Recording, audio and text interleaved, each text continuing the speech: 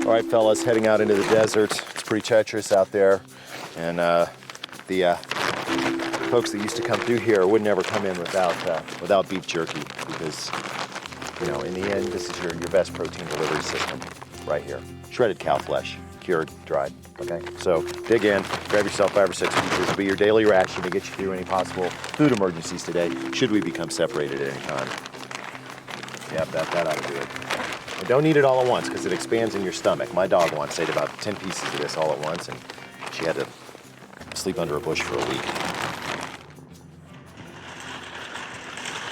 So we met this really nice lady last night named Linda, and Linda's having a party out at her place, which is on the Navajo reservation, for her, that's bright, for her new grandchild. And she said that she would teach us how to make a mutton stew, which is something, I love mutton, but I don't know many traditional ways to make it. So I decided to, we should at least bring the groceries. Oh, and look, we got ourselves a new coffee pot. That's sweet. Finally, when we camp, we'll have enough coffee. 36 cups. That ought to do it for this many guys.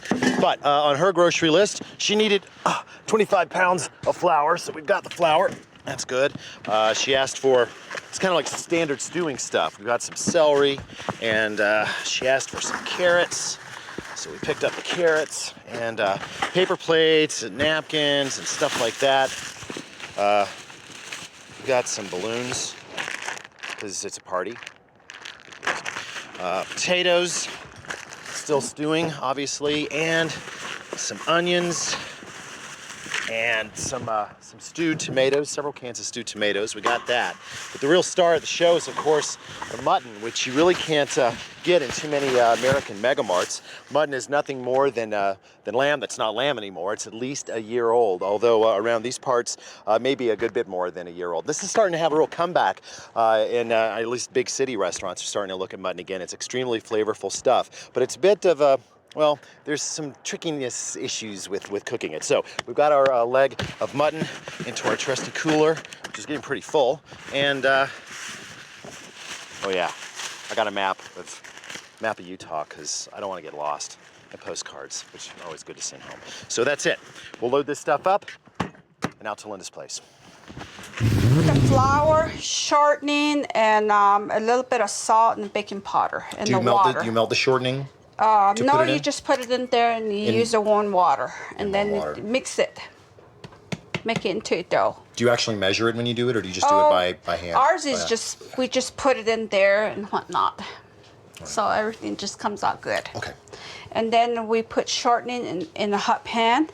Are we ready for that? Let it melt, and then that's how we make the white bread. So we put it. And what kind of heat? High heat? High heat. Okay. It has to be really hot. Smoking shortening? Yeah. There. Is that enough? That's probably good enough. Okay. Okay, what do you want me to do? Flatten it? Yeah. Okay, with a little bit of a lip on it? Mm-hmm.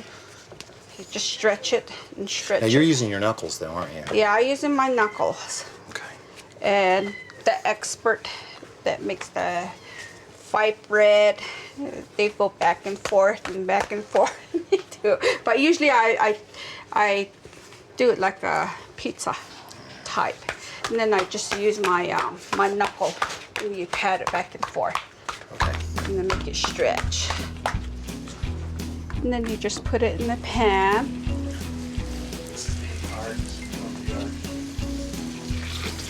Get the bubble out so it'll cook flat. You will have made 10 of them by the time I make one. Mm-hmm. Yeah.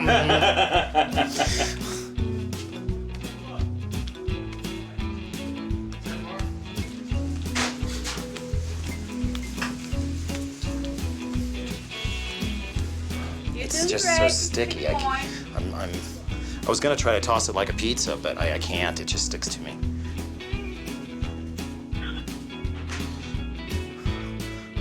The razor comes out. Hello, Linda. Hi. Should I worry about the holes? Yes, I should worry. Can you fix it? Oh, you're doing great. Well, just throw it in there. It'll cook. I want to try another. Can I try another? Sure. Because I want to get this right. Sure, so it's about that big, right? Yeah. Or you can go as small as you want. Well, I don't know if smaller would help me or... or not. Hey. Make one more so I can watch your hands move. Do you mind? Okay, sure. Are your daughters as good as you are? And this one is datter Nilraj.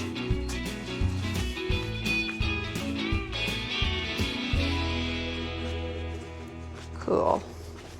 See, mine, I get holes in mine too. But you don't worry about them because yours is good. Mine looks like something sad. Okay, I'm gonna cook mine. Okay, just put it in slowly. Don't. There you go. You poke the holes down, or do you let them? Oh, okay. I'm gonna undo it. Yeah. Just so it settles down a little bit. Right. Okay. I'm gonna get this thing. I'm gonna knock it. How's that look? That's good. Turn it? Now turn it over. I'll turn it away so. Be that careful. Don't Don't splash burn anybody. yourself. It's not me I'm worried about. Can you believe that I've actually cooked for a living? Well, see, you made 2 bread. And One looked like Frankenstein, and this one looks like a giant Chinese steamed dumpling that's been run over with a truck. Okay, like this, knuckles. Right.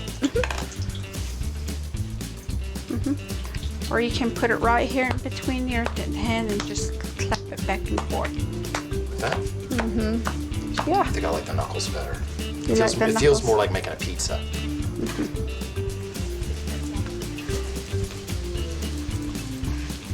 Just don't let it get up there on my ceiling. I've only done that once. I had a ceiling fan one time, and it flew across the room and like hit a dog. It was ugly.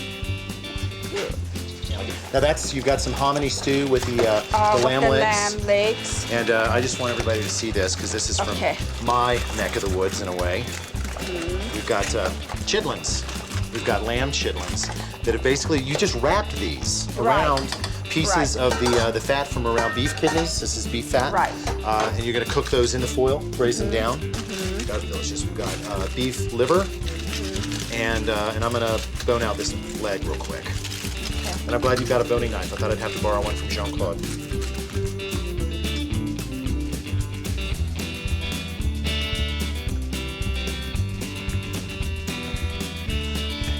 Do you want this bone for your stew? Or do you need it? Your son's knife's just a little sharper than your kitchen knife.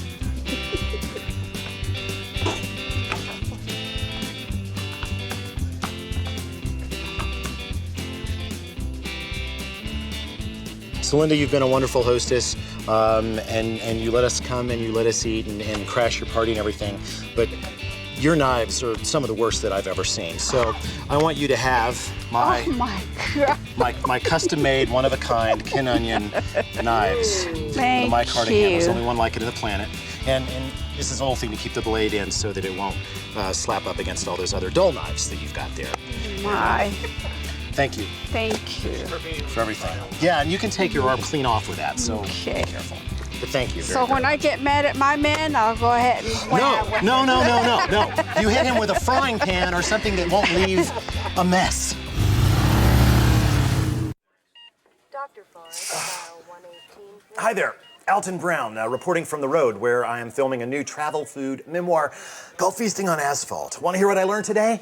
Well, I learned that chuck wagons were the first true American restaurants. These kitchens on wheels, which appeared in the American frontier in 1866, could travel 15, 20 miles a day and still put 3 squares on a cowpoke's plate. The chuck wagon's city cousin was the night owl wagon, which could roll right up to a factory's front gates. These, in turn, begat the prefab diner, which could be delivered via rail to the destination of your choice. Let's see, what else?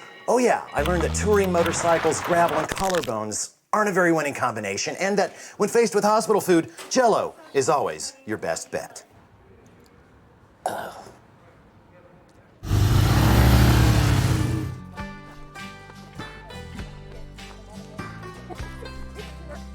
At the hospital, and what I have to say is the worst pain of my life.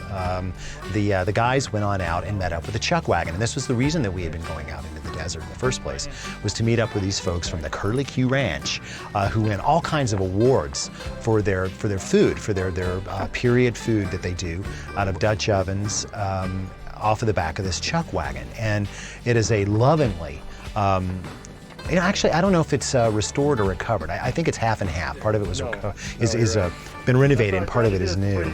And they do this very, very authentic style of camp cooking, cowboy cooking, that is based on a pit, which is not something I had seen before. I had seen a lot of Dutch oven cookery done over open fires, but never a pit fire. But it makes a lot of sense out there in that part of the desert because of the wind. That is one big piece of round that's marinating there with what looks to be some big hunks of bacon. Potatoes. Right about now, I was actually... Not ready yet, but... I was getting x-rayed right about now. They were trying to pull off my motorcycle coat, and I was deciding whether I was going to scream, puke, or pass out. I didn't do any of them. Now, this is definitely the kind of rig you would have seen on a large cattle drive, the chuck wagon that would have gone on with the drive, feeding usually at least 100 meals a day out of this kind of operation. The tent, maybe not. That tent was set up for the guys. The cook would have slept on the rig, rendering out the fat out of the bacon. The only fats that wouldn't go rancid out on the range were, of course, cooking fats that came out of rendered, cured meats like bacon. Those carrots, they wouldn't have had carrots. Not really. Those carrots never could have lasted. But potatoes, most certainly.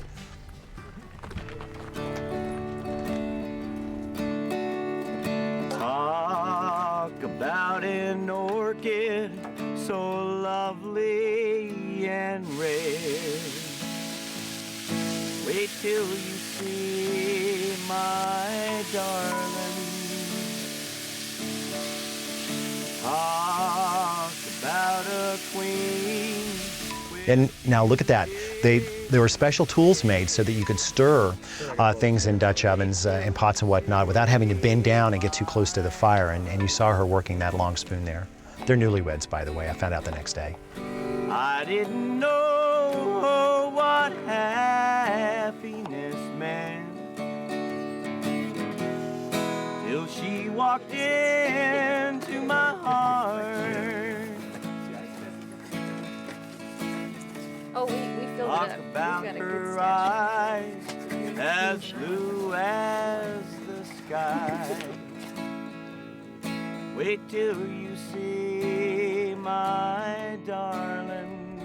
Hey, it's the guys out riding horses. That must be nice. Right about now, I was getting my Jell-O. Stars that shimmer at night. If I'd been on a horse, I wouldn't have broken my clavicle. My darling. Making a very traditional stew, kind of like a pot roast, but over the embers of the fire. I hear that it was very good, not that anybody brought me any. For that is our wedding day. Talk about a dream you wish would come true. Wait till you see my darling. You've got to see my darling. Wait till you see my darling.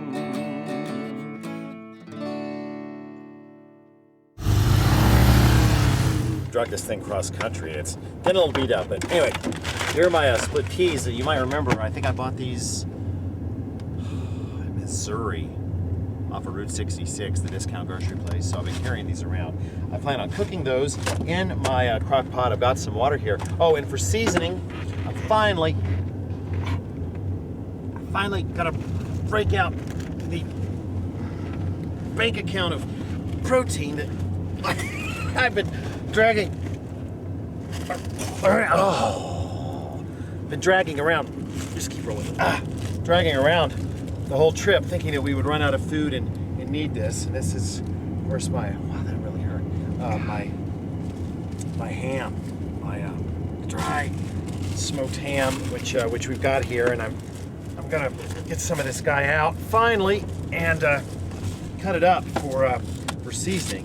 As you can see, some of the oil has kind of come through from this bad boy, but it's still got really nice ham on the inside.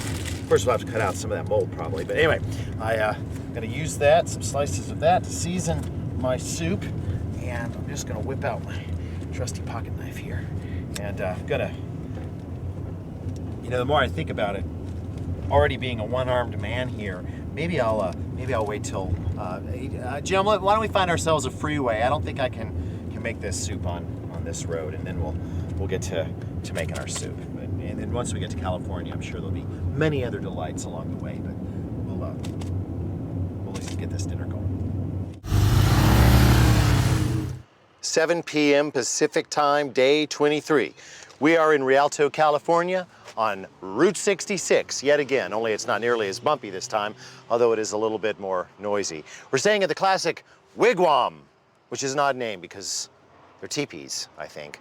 Maybe when they're teepees made out of concrete, they're called wigwams. I'm not sure.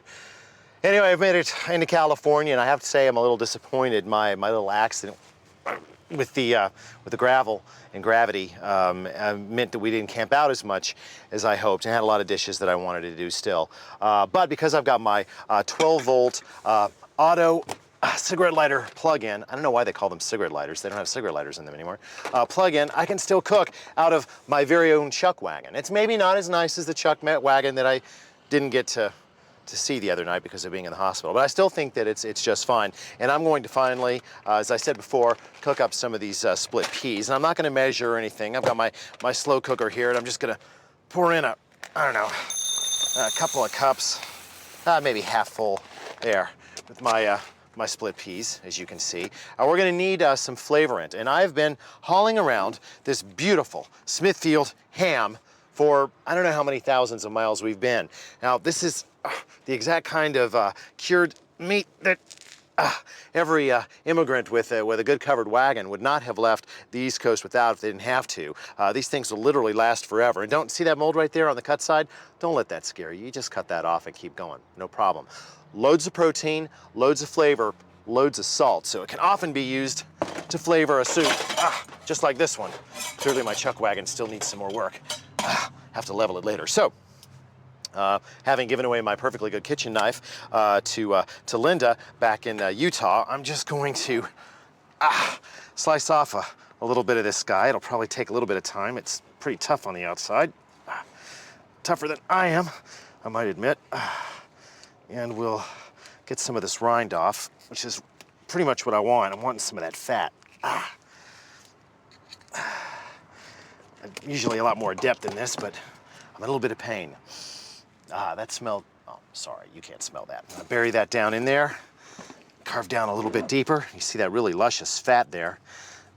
Hopefully we'll be able to use that meat before the trip's over. If not, we'll use it as a gift. We'll take it on the airplane home. Eat it as airline food. Who said airline food's not good? There we go.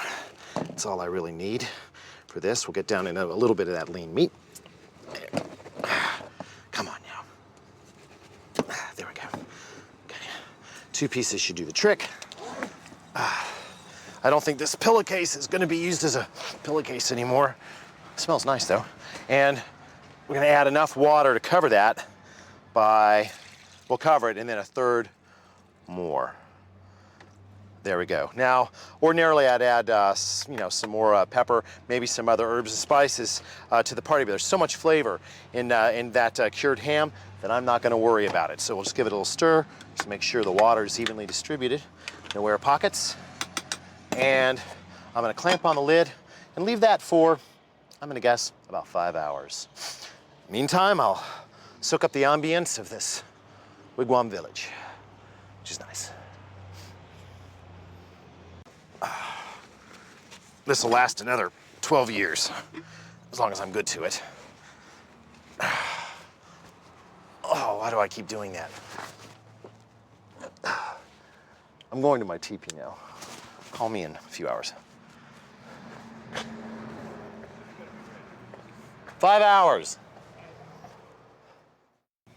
So it's the next morning. This is morning, what is it, day 24? 24?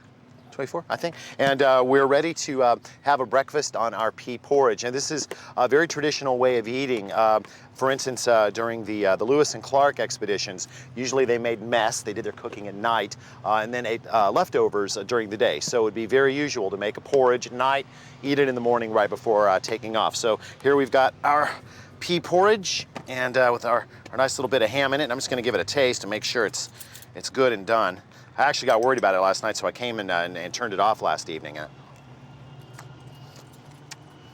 You guys are in luck. You're just not going to be in luck for about another 5 hours. Sorry. It's not done yet. It's tasty, though, but it's not done. But that's okay, because I have more expedition-worthy food. Hardtack. This is made from an actual Civil War recipe. This was eaten on ships and by soldiers. It's very nutritious, very tasty. The only downside is they say you can drive a nail with it. So dig in, guys, dig in. Darn tasty stuff. It used to be that if you were lucky, weevils would get to it first, so that it would make it softer. No? I'm good. Fortunately, I have my proprietary cereal that I brought from Vermont. Sweden. That's how they eat in Sweden, yeah. So you've got your granola there? I'm good. That's got like fruit and stuff in it? Yeah. That looks pretty good. Yeah, it's good. Can we have some? No. Hey, come back here, man. Come back here with that granola. Hey, I can't run fast enough. Go get him. Well, it's the end of day 24, and you can see my pea porridge, hot, is finally done with delightful pieces of the ham. Gosh darn it, that's good. That's a good vegetable side. What we need is some meat. Hey, Jarrett.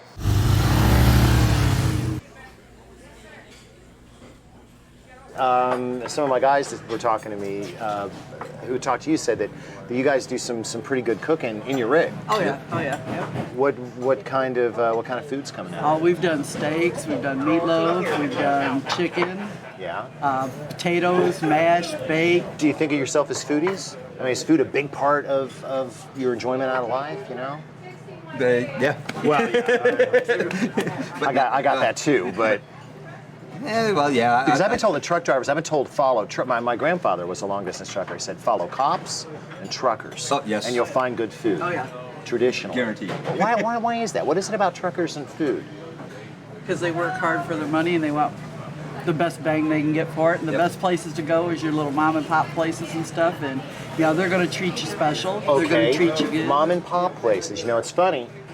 You know, I think the same thing because of the time I was raised in the 60s.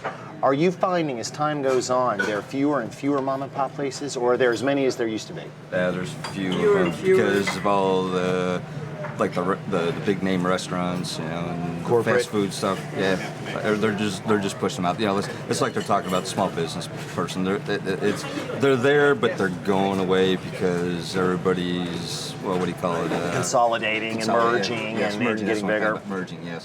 So between here and the end of your run in New Jersey, are there places along the way that are favorite food spots that you make sure you stop every time you go by or every other time you go by? I mean, if I gave you a map of the United States, would you say, oh yeah, and the pie in there, and the country fried steak there, and...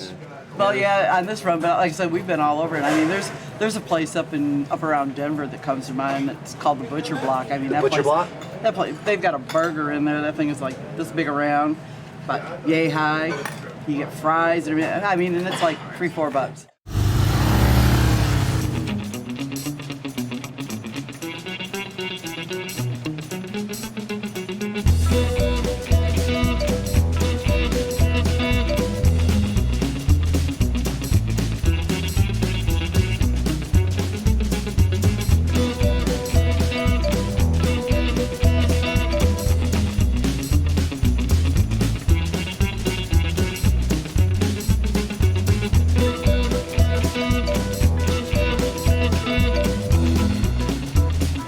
So, how can you spot a roadside restaurant that will be worth your time? Well, let's take a look at a few of the necessary components, shall we?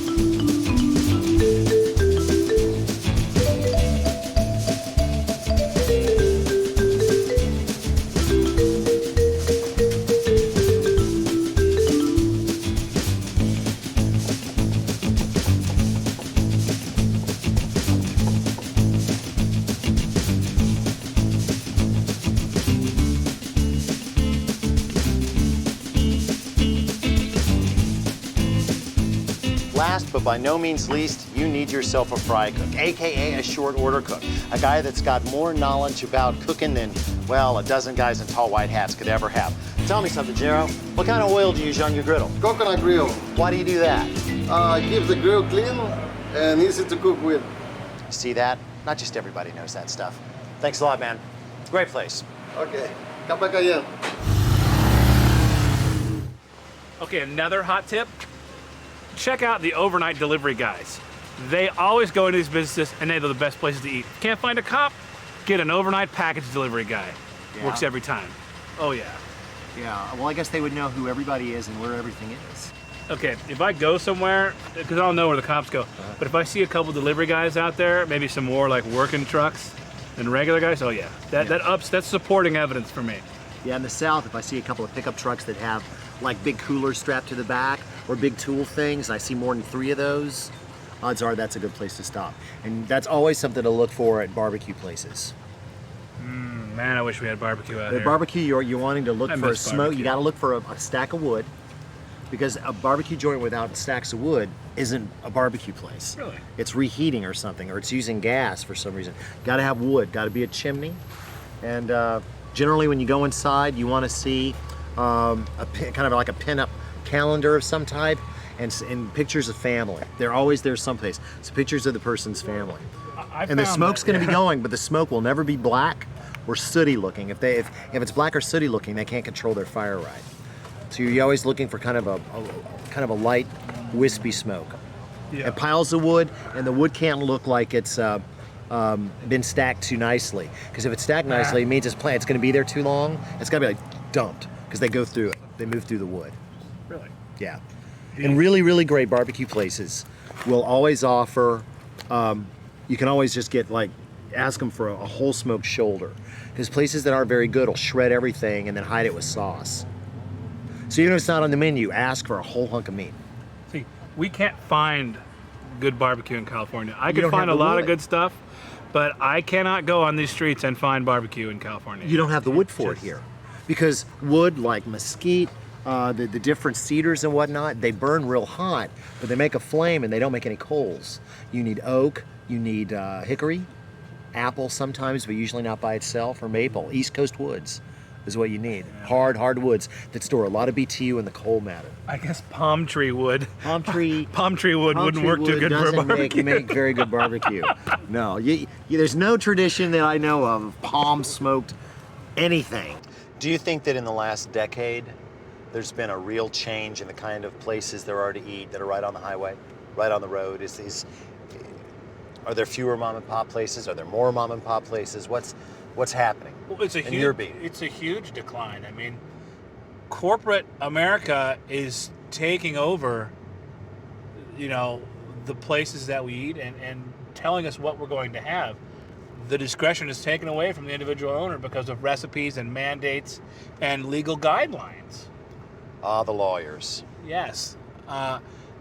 Those places are a dying breed when it's a family supporting itself through its hard work and the quality of its product. Their imagination, That's correct, and I love places like that. But LA seems to have more of them than most places. I mean, because you've got micro communities here. That's it, and it's the resurgence of the ethnic communities. I mean, and you get food that is eaten by the people that live in that community, so they're not going to tolerate anything, that's corporate, because they don't come from someplace corporate. The thing about road food is that now those mom and pop places can only really thrive inside communities, not out on the highway. It used to be the American traveler, the traveling man was a community, to itself, travelers. Yeah. And now that's why people traveling up and down the interstates, you get off the freeway and you've got the same choices no matter where you are. So I have a theory as to why ice cream, especially soft serve ice cream like the type that they serve here at Foster's and Hawthorne, is so important as road food. You see, when you get it, whether you get it in a cup or a cone, it melts really quickly. So you really do need to just kind of stand right there on the spot and eat it, like all of these folks are doing, or most of them are. By the time you get to a car or something, it's usually melted. It's not any good anymore. So I think that what that does is it brings a lot of people together so that they have to talk. And there's a lot of togetherness. And just standing here, you know, watching people from all different walks of life, so to speak, are working their ice cream, their soft serve, and talking. And if there's one thing that I kind of continue to think as we cross the country is that that's the most important thing about road food. Road food, yes, is on a road. Here's a road, the old road going out to the beach from Hollywood. But in the end, I think the really important part is the bringing together of people, you know? People have to talk, relate. People that don't ordinarily get together. I think that's the most important part of road food. Certainly what I've learned most on this trip is that the real power of food is the power to unite, the power to bring people together. And it can be on a road. Roads are good because people come in, people come out, but I don't know, most communities we've seen, it's not so much about the road anymore. Yeah, the road brought us, but the mom and pop places, the independent gathering places, they're communities. And I guess that's why the taverns were so important back in the colonial day. They provided community centers. So food's always had a unifying force, and it still does. But now, I don't know, it's like the food's kind of gone underground as we become a more homogenized culture. The real food, the authentic food. Sorry. The real food, the authentic food's becoming a little harder to find. Maybe that makes it more special, or at least more valuable to those that know where it is. For the rest of us, well, it's worth looking for.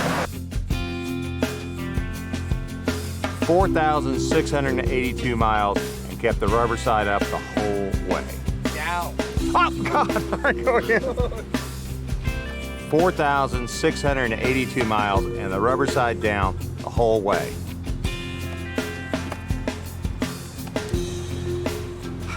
$6,301 miles from Putney, Vermont to Dockweiler Beach, California.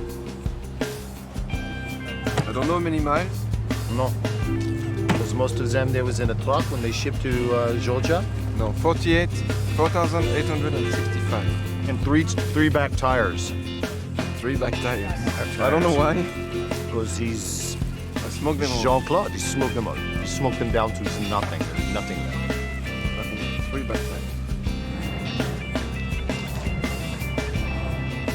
Now, this is road food. And this is a road smorgasbord.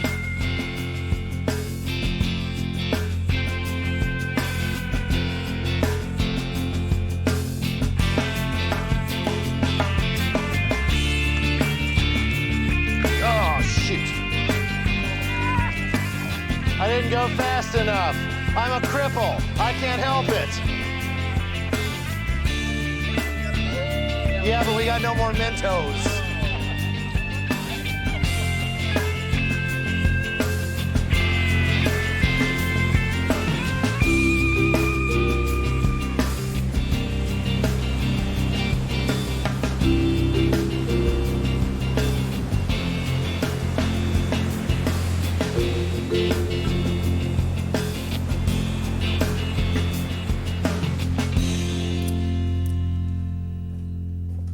Three, two. Good news, kids. There is still plenty of good road food out here, but you are going to have to get off what motorcyclists call the super slab at his interstates if you're going to find it. It's just the way it is. Beyond that, well, I've got a few tricks. I look for restaurants that have a person's name in the title, like Ted's Fry Bread or Lou's Restaurant. I really like owner-operators, and the more eccentric they are, the better. I look at parking lots. I like to see a parking lot where a working guy's pickup truck can sit next to the mayor's Mercedes in perfect harmony. As for menus, you know what? I like to see regional specialties. That says that a place is really part of a community. But my biggest tip is this. Talk to strangers. Eat with strangers. Once you do, they're not really that strange anymore. Besides, good conversation is the best sauce that a meal can have. Now, if you will excuse me, I hear another pie calling me from just over that horizon.